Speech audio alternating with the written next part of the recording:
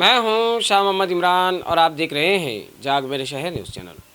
مالیگاؤں تعلقہ میں واقع چوکٹ پاڑے نامی دیہات میں 29 دسمبر کی رات تقریباً 12:30 بجے کے آس پاس ایک 50 سالہ کاشتکار کا خون ہو گیا ہے۔ موصول اطلاع کے مطابق مقتول کا نام چیتن کیلاش پوار بتایا جا رہا ہے، جو کہ الاس نگر کا ساکن تھا اور وہاں ڈاک خانے میں کام کیا کرتا تھا۔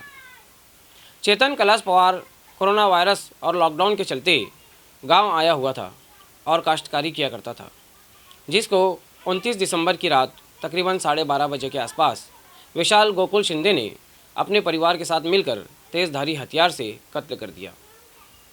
بتایا جا رہا ہے کہ چیتن کا کھیتی کے متعلق خرید و فروخت کو لے کر تنازع چل رہا تھا۔ اسی کے چلتے وشال شندے نے اپنے پریوار کے ساتھ مل کر چیتن پوار پر حملہ کر دیا۔ اس حملے میں چیتن پوار کے سر پر کافی زخم آئے اور اس کی موت واقع ہو گئی۔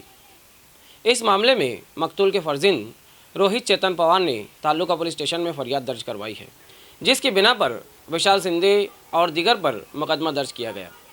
مزید تحقیقات DYSP ششی کانت شندے کر رہے ہیں۔ ایسے ہی نیوز دیکھنے کے لیے دیکھتے رہیے جاگ میرے شہر نیوز چینل۔ کیمرہ مین امان اللہ کے ساتھ ایسے ہی عوامی بیداری والے ویڈیوز دیکھنے کے لیے ہمارے نیوز چینل کو سبسکرائب کریں اور بیل آئیکن کے بٹن پر کلک کر کے آل کا آپشن سلیکٹ کر لیں، تاکہ ہماری ہر ویڈیوز کی نوٹیفیکیشن آپ کو ملتی رہے۔